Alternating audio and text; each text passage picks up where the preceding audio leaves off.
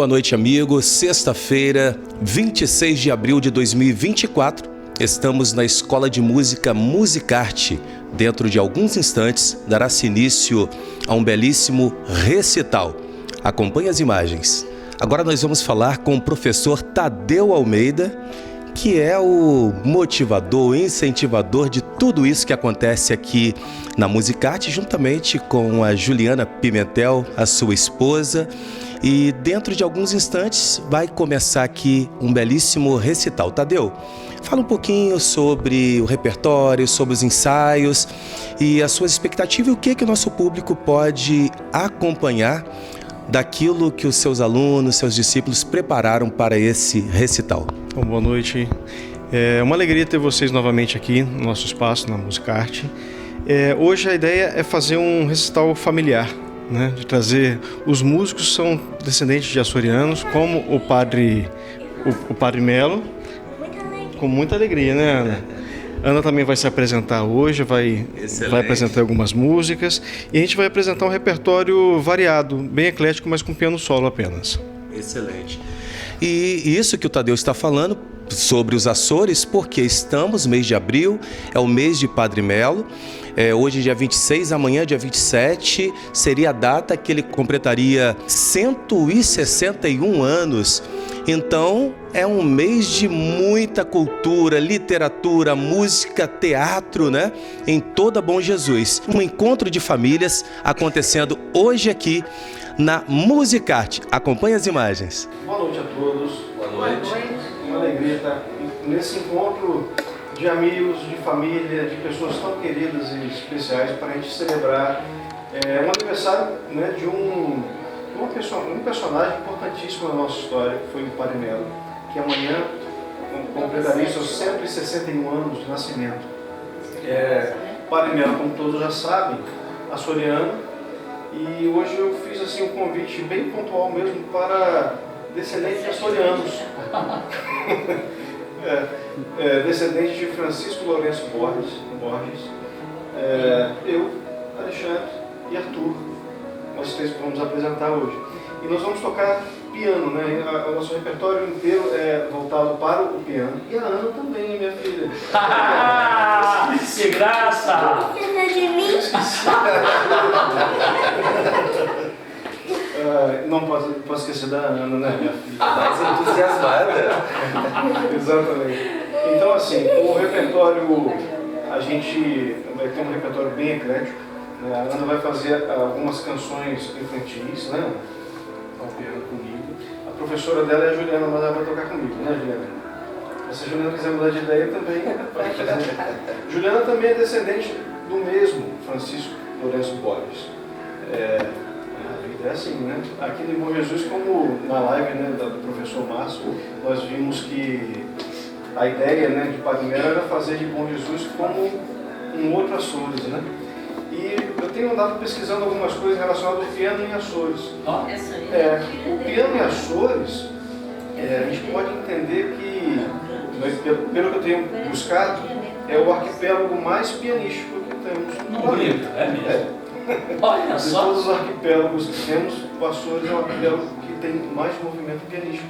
E como também a gente traz essa ideia, né, na verdade essa realidade, que Bom Jesus também é uma cidade super pianística, né? Então é mais um elo, né, uma ligação com essa ideia, né, dessa herança, né, que não, parece que não tem tempo que rompa isso, né, nesse sentimento. Eu queria convidar o Dr. Gino para falar um pouco sobre essa ideia, né, do porquê que a gente está aqui hoje celebrando. Na verdade, hoje é um dos eventos que vem acontecendo ao longo desse mês de abril, e explicar um pouco para a gente por que esse mês, o que a importância, né, desse evento. Bom, Tadeu, veja bem, eu te agradeço, né? Estamos saudando todo mundo presente aqui. E o primeiro mês de Padre Melo ocorreu em 2018. Em 2018, porque a questão era o seguinte: nós vamos comemorar um dia só para Padre Melo. Quem conhece a obra dele, a grandeza dele, Delton de Matos escreveu um livro, pesquisando um livro da Voz, lá no jornal A Voz do Povo. E Delton de Matos é um nome extraordinário, porque ele colocou as obras do Padre Melo pesquisou na Voz do Povo, no livro, né, memorável, Padre Melo, o gênio da civilização e da cultura. Mas ele não precisou só o Padre Melo, precisou as obras de Atos Fernandes, Otacílio de Aquino, Romeu Couto, Antônio Dutra. Então, isso é mais para frente, nós vamos ainda resgatar e homenagear a figura de Delton de Matos, porque ele fez todas essas obras em 2005, mas ele não conseguiu imprimir essas obras. Essa obra dele levou mais de 10 anos para o Patané conseguir o recurso. Quando o Patané lançou o livro, Dia Memorável, lá na Câmara dos Vereadores, ele não pôde vir, porque ele já estava adoentado, já estava acamado, e ele morreu sem ver a obra magnífica dele. Então, e ele, depois eu fui ver, ele foi um dos fundadores da tradutologia, do estudo da tradução, uma coisa... Eu fui um texto de um professor emérito lá da Universidade de Brasília, falando sobre Delton de Matos. Bom, mas então, aí a gente vê como a coisa vem por trás. Isaac Newton foi um grande inventor. Ele foi o que encontrou aquelas leis de Newton, né? E perguntaram a ele, considerado um gênio, Newton, como é que você conseguiu enxergar as 3 leis de Newton? Não, eu pude enxergar porque eu estava sobre os ombros de gigantes. Então, Delton de Matos foi um gigante que, por acaso, por sua vez, conseguiu fazer graças à doutora Anísia lá, cedendo a voz do povo, graças ao Patané. O Patané foi lá, no final do livro, tem a relação dos vereadores que contribuíram financeiramente, as empresas, a dificuldade para imprimir. Então, é um conjunto. Graças então a esse trabalho, nós pudemos conhecer a obra de Padre Melo e a gente viu então, que um dia só não era suficiente. E veio dela o mês de Padre Melo. O fato é que isso teve uma aceitação natural, né, da comunidade. E se hoje se comemora o mês de Padre Melo, porque realmente foi uma figura importantíssima. A memória de Padre Melo, por exemplo, está no Colégio Branco, ele foi professor. Lá, com meu avô, Lívio Bastos, ele foi quem, ele que compôs o hino do Colégio Branco. Né? Então, o Colégio Branco, o papai sempre publicava obras, textos, que desapareceram, só que desapareceram. Não tínhamos contato, não tínhamos lá os textos. O papai tinha um livro do Padre Melo, um livreto. O Elcio Xavier nos deu um livreto. O Saulo Soares lá tinha um texto do século XIX de Renovaram de Padre Melo, uma relíquia muito boa. A dona Aparecida Vestel. Então a gente foi. Aí depois entrou Lucília Stanzani, uma pesquisadora lá de Cachoeiro, começou a pesquisar na internet. Coisas admiráveis, ela foi trazendo, nós lançamos um segundo livro. E uma delas que me toca muito um soneto endereçado ao jovem cego. São 3 sonetos. E um deles, no final, ele diz ao jovem cego: para todos nós, a vida é uma ferida meio aguda. Todos nós temos um sofrimento. E ele diz ao cego: você porque nada vê, e nós porque vemos tudo. Né? Então, a atualidade, isso foi em 1930 de Padre Melo. Coloca essa poesia magnífica. Tem lá, quando ele fala sobre os 2 portugueses que fizeram a travessia de Atlântico em 1922 para comemorar o centenário da independência do Brasil. 2 portugueses, Gago e Coutinho, um deles, saem na verdade, de um hidroavião. Bom, e fazem uma peripécia, porque há uma tormenta, eles caem numa área, todo mundo, os meios de comunicação dizendo que tinham morrido, não, mas na verdade, realmente caíram, mas sobreviveram. Depois o governo Portugal manda um outro do avião. Bom, há uma peripécia. E o Padre Melo usa o estilo de Camões, né, muito interessante. Começa assim, no cemitério de Lísia Bela. Para eu entender o linguajar culto do Padre Melo, toda hora é dicionário. Então, Lísia é Lisboa. Do campo funéreo sai um vulto. Assim ele começa a poesia dele. E chamado O Gênio. E aí esse vulto vai, caminha. Quem será? Esse vulto entra numa sala e vê dois aviadores ali entre números, cálculos. Eles viram para ele e diz: Camões? E ele responde: sim, sou eu, Camões. Eu que cantei antes a vitória dos mares, vocês vão cantar depois a vitória dos ares. Uma coisa magnífica, extraordinária. Quer dizer, porque Camões, ele exaltou as aventuras de Portugal através da Índia, né? E ele, Fernando Pessoa, é um outro português, que também exaltou muito Portugal, principalmente numa poesia magnífica intitulada Mensagem. O único livro que Fernando Pessoa publicou em vida, morreu no ano seguinte. E ele também narra essa grandeza de Portugal. Então, o fato é que Padre Melo compõe essa epopeia. E o Dr. Márcio Pacheco questiona: para onde foram os livros de Padre Melo, a biblioteca do Padre Melo depois que ele morreu? Ele tinha acesso. Bom, mas o fato é que a gente então vai vendo essas poesias, né, cada uma mais extraordinária que a outra, e a gente fica impressionado. Então, aí a gente vê o Padre Melo poeta. Ele poetizava onde ele ia, coisas extraordinárias, sempre registrando, principalmente o Dr. Márcio Pacheco salientou a questão da morte, né? O doutor Anísio Morrer Sonhando é o poema mais famoso de Bom Jesus, foi musicado pela Dona Marisa, né? E o final, Morrer Sonhando é despertar na glória, eis a vitória, morrerei assim. Está lá no busto, está lá no Rezo Mortais de Padre Melo.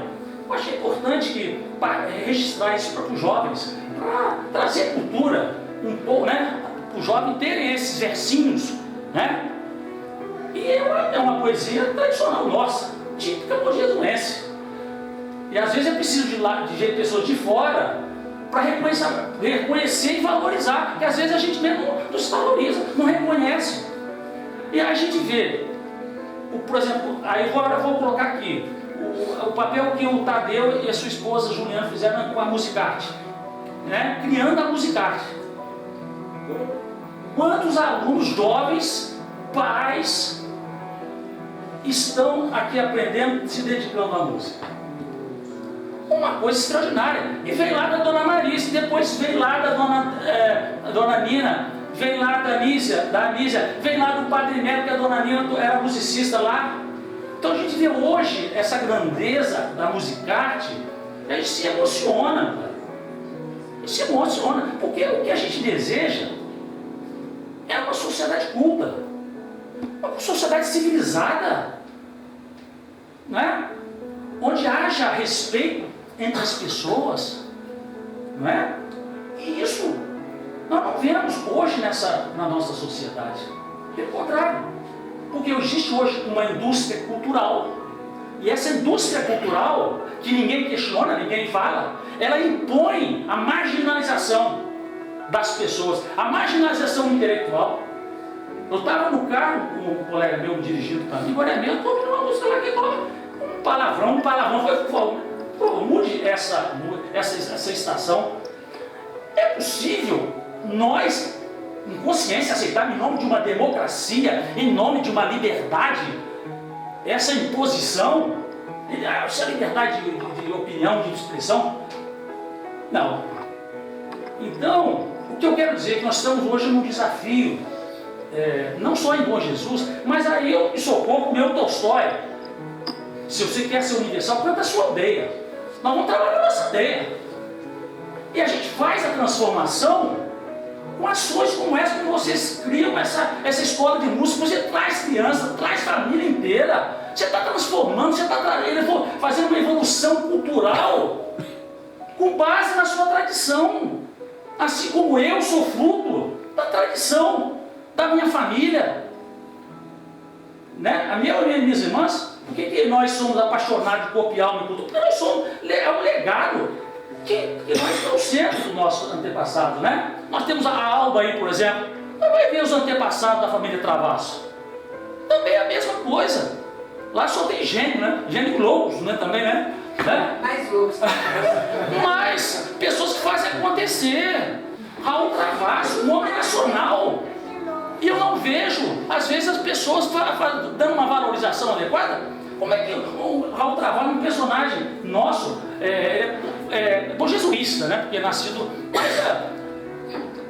mas que participou de mais de 40 cenografias.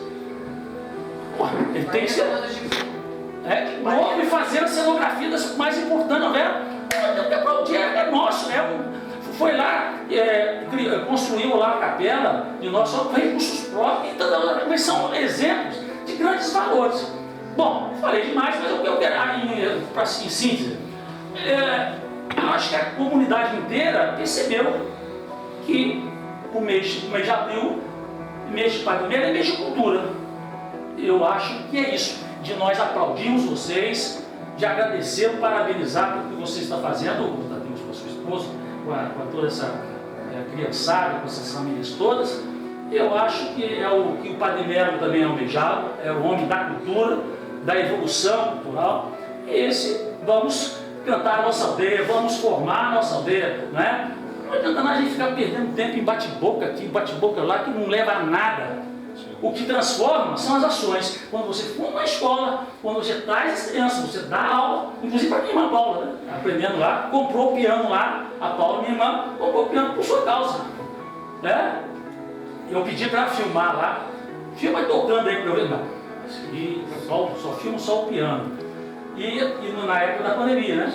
Então eu quero parabenizar, nós temos parabéns. E veja bem, aqui é a terra da Puaia, com Jesus. Né? Puaia não existe, Puaia é um capim, só que só em Bom Jesus tem essa conotação de Puaia como um elogio falso, né? Mas vai no time de Pidéria, às vezes o cara jogou futebol lá, não jogou nada, perna de pau desgraçado, e sai lá, que jogou, você jogou demais, que maravilha. E aí o pessoal fala, uma coisa é você dar Puaia, outra pior é o cara que come a Puaia. Mas aqui não se trata disso. Aqui não se trata de jogar Puaia, por quê? Eu acho que toda afirmação tem que ter um elemento. Tem um fundamento e o fundamento está aí. Quantos alunos você tem? Cerca de 50 alunos. Você tem 50 alunos, aí você vai. Não só em Bom Jesus, mas distribuídos em vários locais do país. Isso. Então são elementos, né, fundamentos, o concreto, que a gente se baseia para afirmar. Então a gente está apenas constatando uma realidade, trazendo as várias realidades que nós temos aí.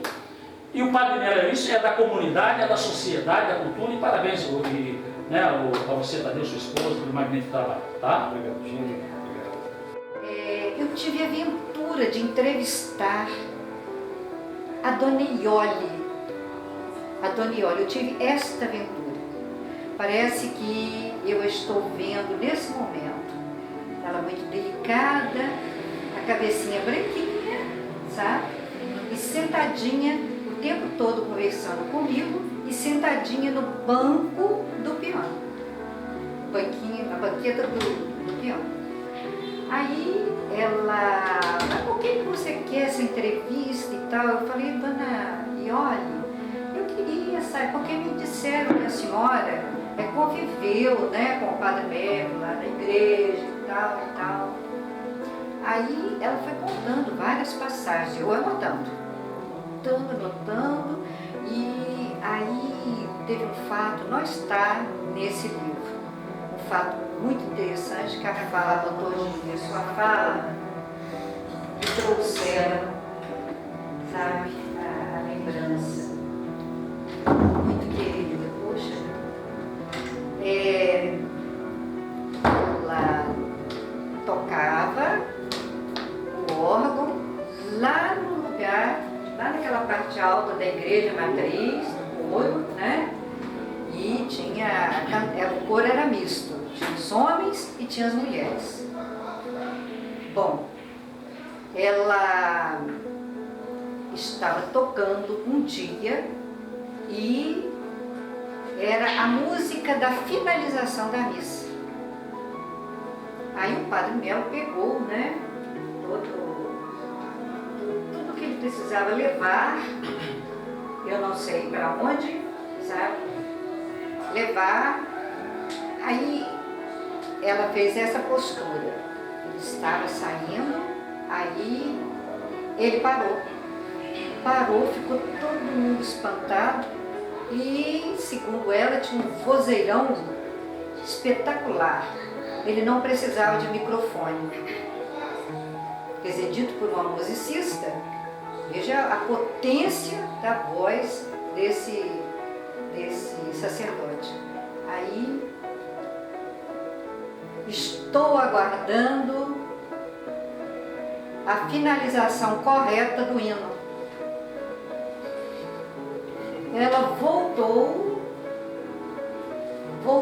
ao hino, voltou ao início. Aí ele repreendeu: não, estou aguardando a finalização correta do hino. E o que ela percebeu? Que ela havia atravessado. Essa foi a palavra que ela falou para mim. Ela havia atravessado e só naquele nervosismo todo, aí o seu Ruimar Viestel, eu acho que a senhora errou um pouquinho nessa parte aqui. Nessa parte aí, ajudou, aí ela entrou, finalizou o hino, aí ele falou em alto bom som: agora sim eu posso me retirar. Aí ela finalizou que ele era um músico, mas de uma sensibilidade incomum. Era um músico, tá? De uma sensibilidade incomum. Aí eu perguntei a ela: a senhora teve a oportunidade de vê-lo tocando algum instrumento? Ela disse: ver não, mas já ouvi e diziam que era ele que estava tocando o órgão. Aí é uma coisa que ficou no depoimento dela. Não encontrei isso em outros depoimentos que ele tocasse o órgão. Me inspirou, doutor Chico, sua fala, né? Tadeu. Muito bem, obrigado. Tá animada, né? Olha só. Anuncie qual música você vai tocar primeiro. ABC.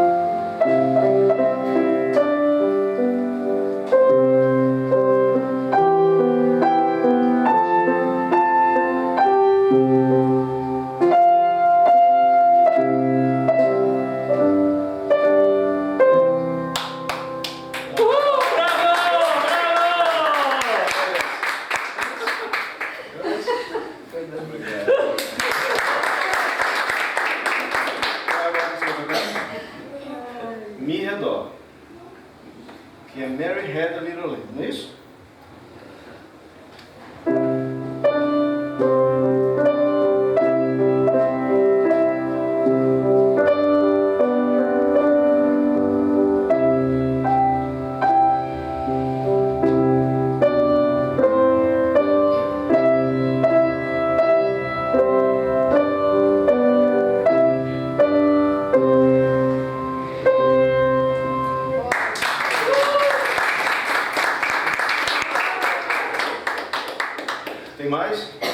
Qual? O repertório todo dela.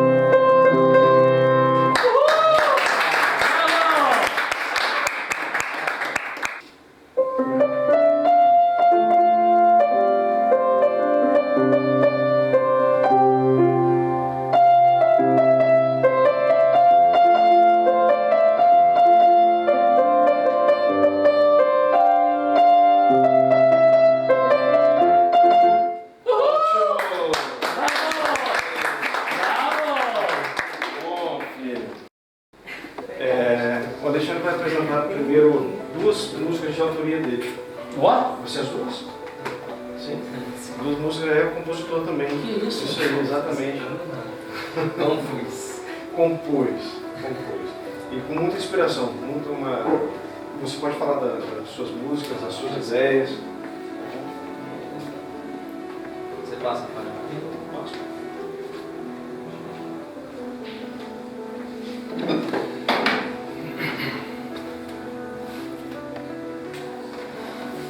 Tadeu, Sim. dá licença um minutinho. Fala um pouquinho sobre a vida estudantil do Alexandre com você. Então, o Alexandre começou comigo há 10 anos, 12 anos atrás. Ele era um pequenininho, assim, uma criança que se destacou, assim, a gente fazia as aulas em turma, né? Eram 4 alunos naquela época, fazia 4 alunos de teclado. E aí no primeiro mês, no segundo mês, eu não tive, né, o Alexandre na turma. E quando a turma, obviamente, né, cada um tem o seu tempo de amadurecimento, não é assim, dona Marisa? Cada um tem o seu momento de amadurecer o seu estudo, a sua prática musical, né? Mas eu falei assim, com os pais dele, achei a importância dele observar mais a facilidade musical que ele tinha, né, o talento, a aptidão. Eu desconstruo um pouco a ideia do mito do gênio, daquela questão, porque eu acho que as pessoas, eu já vi pessoas que têm pouca facilidade musical, mas querem tanta e faz tanta coisa bacana, tanta coisa bonita. E o contrário também acontece. E o Alexandre é o meu mais velho, eu sempre falo assim, o Alexandre é o meu mais velho. Arthur é um dos meus mais novos, assim. Mas é uma alegria, assim, né, uma realização de entender, né, a construção, né, daquilo, né, da formação musical. Pouco tempo depois, 4 anos depois das aulas, dos cursos de música, o Alexandre prestou, 3 anos depois, prestou concurso para a Universidade do Rio. Foi aprovado, mas só que ele decidiu um outro caminho, né, e hoje está aqui conosco. E vai apresentar a sua música, né? A sua forma de tocar, a sua sensibilidade musical, as suas inspirações musicais também. Eu acho que é interessante isso, né? A gente chamar a atenção.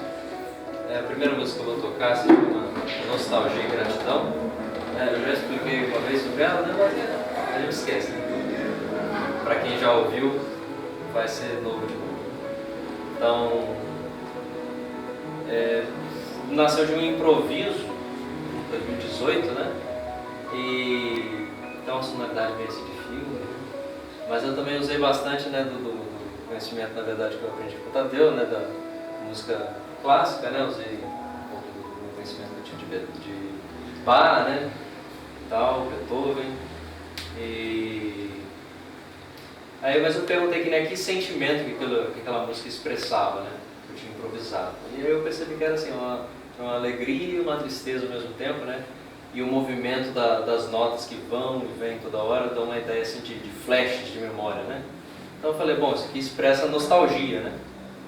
Exprime o sentimento de nostalgia. Aí para não ficar uma coisa assim tão triste, com a nostalgia, eu quis pensar em qual sentimento, né, seria melhor, né? Então eu pensei em gratidão, né, pelos bons momentos passados vividos, né? Então, aí eu pensei, como que eu vou exprimir isso, né? Aí eu tive a ideia de inverter, né? Então, no início a música começa descendo, né? Um movimento descendente, deixa eu mostrar aqui. Bom, o movimento vai e vem.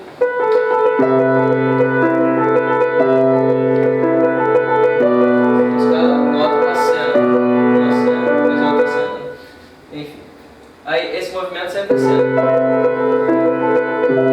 E depois o que eu fiz foi inverter o movimento. Em vez de descer, eu subi e também troquei a tonalidade da música para dar uma tonalidade maior, né?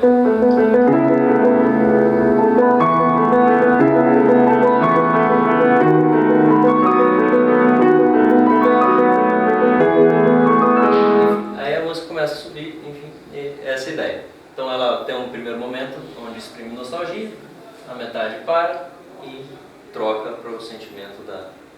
tentando exprimir a gratidão. Não sei se conseguir não, vocês me dizem se eu conseguir isso melhor. Vamos lá.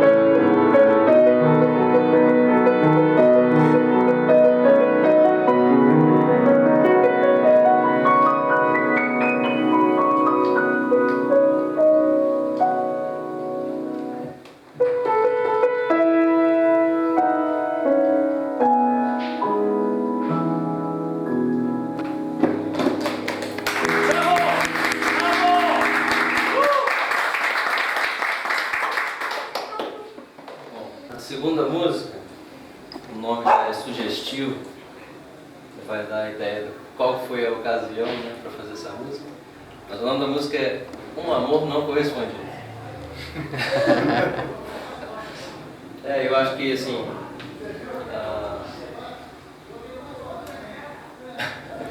mas a música surgiu assim,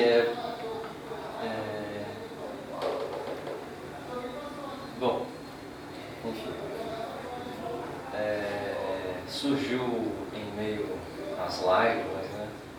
Literalmente. Então, ela expressa e ela expressou muito bem. Quando eu toquei, aquilo ali me consolou. Eu falei, ficou bonito isso aqui, rapaz, gostei. Gostei disso. Gostei disso aqui. Mas expressa muito bem a questão assim do... mais uma ideia de suspiro mesmo, né? Assim, sempre que eu toco essa música também me faz suspirar, assim, tem muito disso na música, né? E... enfim, e ela alterna entre um refrão, vamos colocar assim, né? E tipo um rondó, né, na verdade.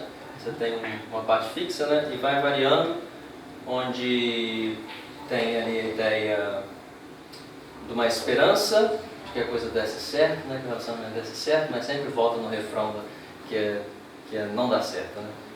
E chega até a expressar às vezes raiva, mas aí retorna também depois no suspiro, né?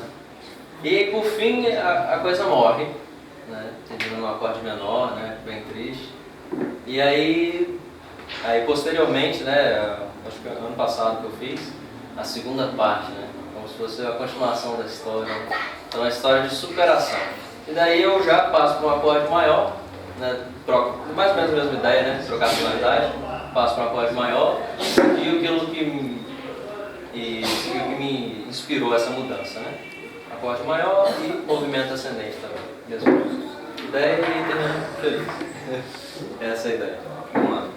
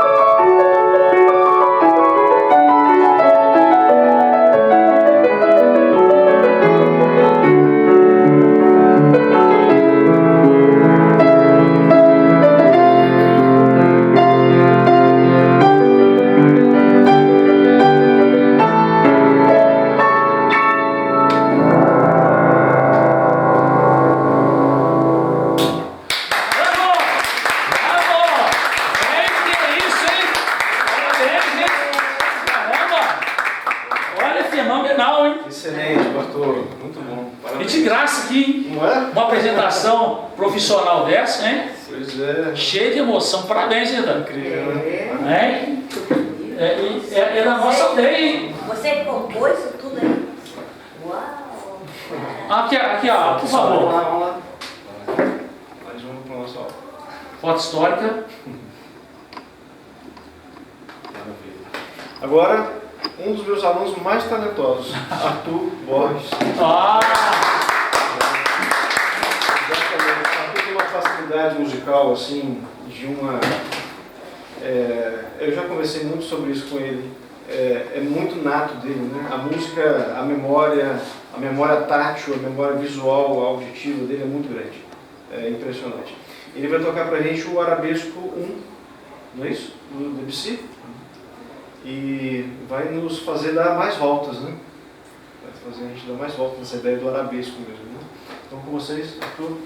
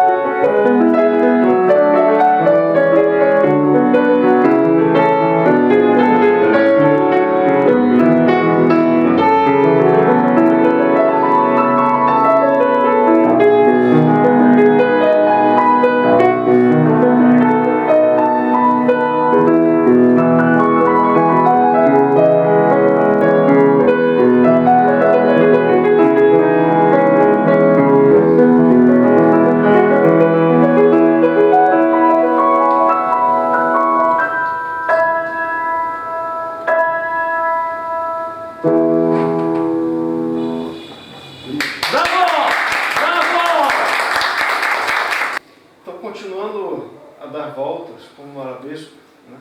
O termo valsa vem do termo alemão waltzen, que é dar voltas, ficar dando voltas.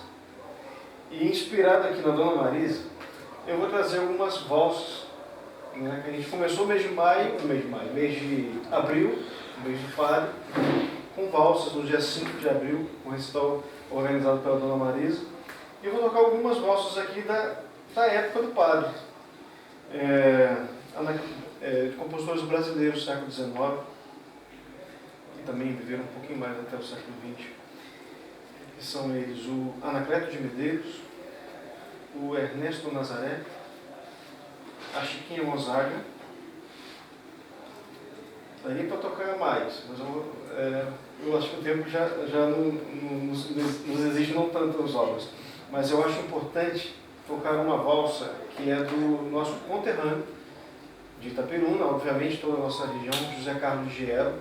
Eu acho interessante a gente recordar esse nome e a pessoa que foi também professor, compositor, mestre de banda, arranjador. Acho importante lembrar a figura que foi José Carlos Giero, tocando a valsa brasileira número 2. Todo mundo conhece o José Carlos Giero? Alguém não conhece? De nome. Vamos lá. Não, eu tive o prazer De conviver com ele. Eu o conheci pessoalmente num evento que foi o lançamento do CD do Amilcar. Ele estava presente, né? Estava. Ele estava presente. Voltou a arranjar o pedal aqui, mas...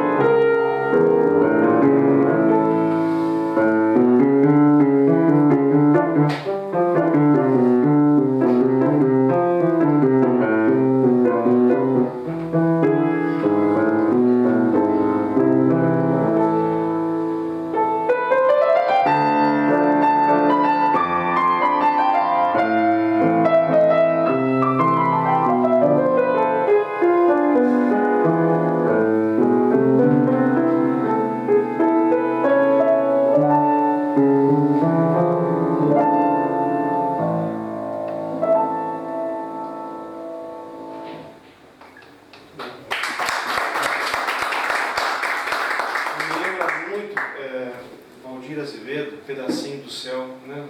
Tem uma coisa desse compositor nele, né? Vai bebendo nas fontes, né? Não é assim?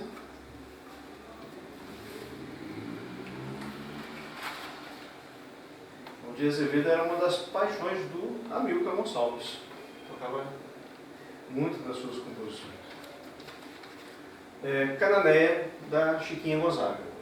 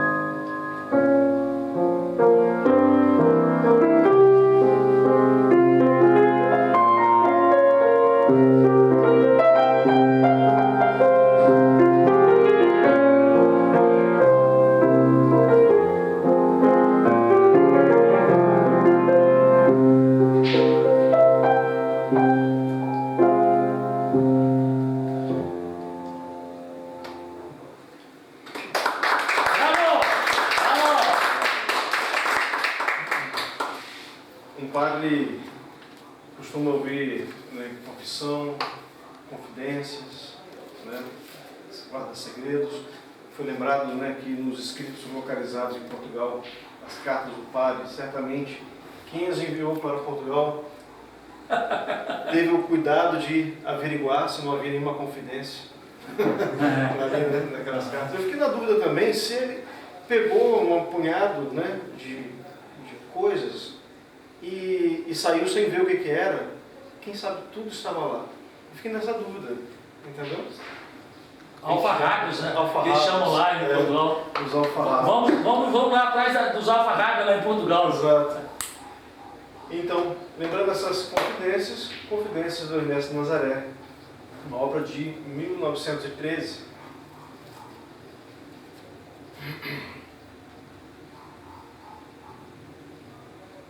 E lembra também, só como um detalhe, né, tem uma coisa do melancólico, né, nas valsas, nas melodias dessas valsas, né. Nazaré, vocês vão perceber, quem conhece as obras de Chopin vai pensar, poxa, parece Chopin, mas é porque ele era um grande intérprete de Chopin. Então, assim, é o nosso Chopin, né? Ernesto Nazaré.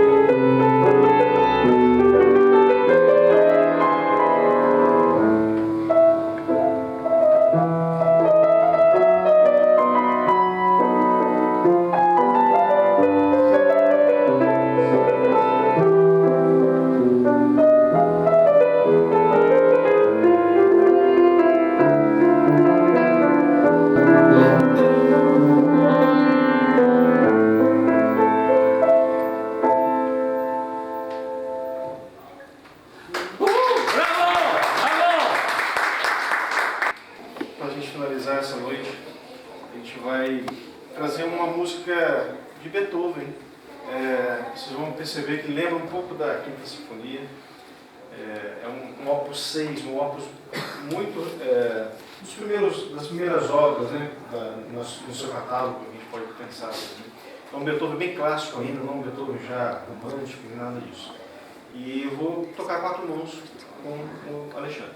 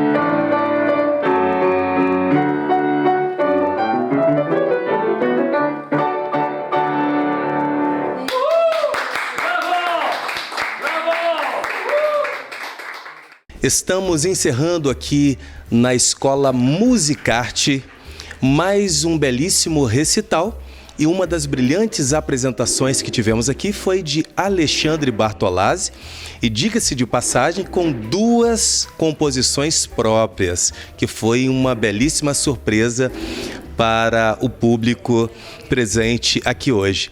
Alexandre, muito boa noite, parabéns pela sua apresentação.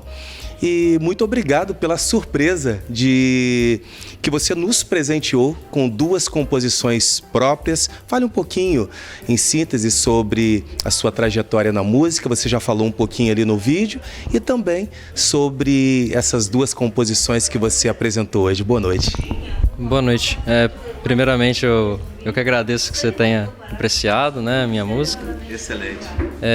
Então, eu comecei a estudar com 11 anos. Há 11 anos atrás, né, eu tinha 14, né?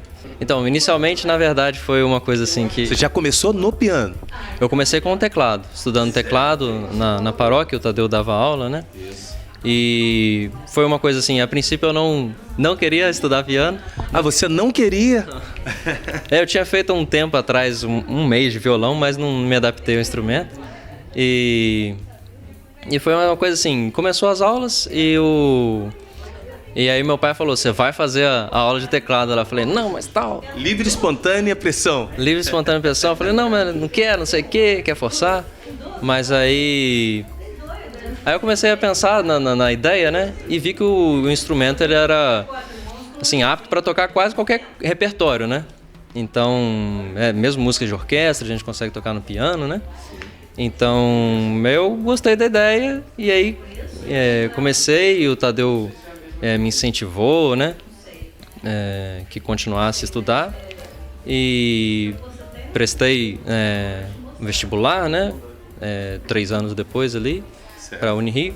Não segui, né? Eu fui pro seminário, mas aí depois não era isso, né? Voltei e continuei estudando com o Tadeu e fazendo trabalho assim na paróquia também, né? Toco nas missas, rejo coro. Hoje você, além de músico da paróquia, você é regente também do coro? Sou regente do coro também. Ensaio coral, a gente faz canta, né, nas missas, né, mais solenes. Quando que surgiu a composição? Quando que você já foi algo premeditado? Você falou assim, poxa, eu quero compor, ou surgiu naturalmente? Então, eu tinha o hábito de improvisar. E aí, em 2018, né, foi o tempo assim mais inspirado, assim. Eu tive vários improvisos que eu gostei e que eu guardei, né? E que, na verdade, eu só escrevi ano passado, 2023, que eu desenvolvi a ideia. Então, 2 músicas que eu toquei. A primeira, Nostalgia e Gratidão, e a segunda, Um Amor Não Correspondido. Então, eu me interessei por me dedicar a esses 2 improvisos porque eu estava mais focado nessa ideia da música enquanto capaz de expressar sentimentos, né? E ideias. Então, eu vi a primeira, né, no improviso, né, que eu vi que ela produzia um sentimento de alegria e ao mesmo tempo de tristeza, e achei aquilo curioso, né? E como que sugeria imagens também, outra característica da música assim que eu acho interessante, né? Sugerir imagem, né? Uma imagem de que alguém recordando boas lembranças e aquelas cenas vão passando na sua frente, assim como no cinema, né? Então é isso, né? Assim, nostalgia. E a parte da gratidão foi uma parte da música que eu compus, na verdade, ano passado. Foi no intuito de tentar trazer um sentimento mais positivo, né? Uma outra relação com o passado, né? Em vez de algo assim, né? A tristeza pela perda, a alegria de ter tido, que é a gratidão, né? Então, aí eu fiz mais ou menos o mesmo processo de composição para a outra música também. Que eu inverti a tonalidade, passei para uma tonalidade maior e inverti o movimento. Em vez de um movimento descendente, um movimento ascendente. E Um Amor Não Correspondido, o nome já é sugestivo, né? O que ocasião me fez improvisar, porque nasceu de improviso primeiro, né? E expressou bem aquilo que eu estava na hora ali, né? Estava emocionado, estava suspirando, então esse suspiro passou para a música e eu gostei muito na hora, né? Foi uma consolação assim. E aí eu gostei da ideia e vi que a música expressava assim a ideia assim do é interessante, né? Justamente isso, né? Um amor não correspondido. Então é uma ideia de frustração, mas ao mesmo tempo de um certo afeto, um bem-querer, mas frustrado, né? E alternado de outros sentimentos, né? Que a música vai passando. E termina, né? Como se fosse na luta não deu certo, e aí aí morreu, acabou. E aí eu falei, bom, mas tem que ter uma coisa positiva. Então aparece uma luz no fim do túnel, né? São um acordezinho intermediário ali. E surge a que seria a esperança de um futuro melhor, né? De que Deus sabe o que faz, né? Sim. E é isto. É a origem da palavra entusiasmo. E é o que está aqui. A etimologia entusiasmo, em grego, significa estar possuído por Deus. E eu achei incrível essa colocação que ele me passou. Quer dizer, que nós precisamos, todos nós temos um entusiasmo, manter esse entusiasmo e ter essa consciência do que significa, né, ter esse entusiasmo que vocês estão fazendo, que vocês estão possuídos por Deus passando. Muito obrigado pelo seu carinho, pela sua audiência. TV Alcance, sempre perto de você.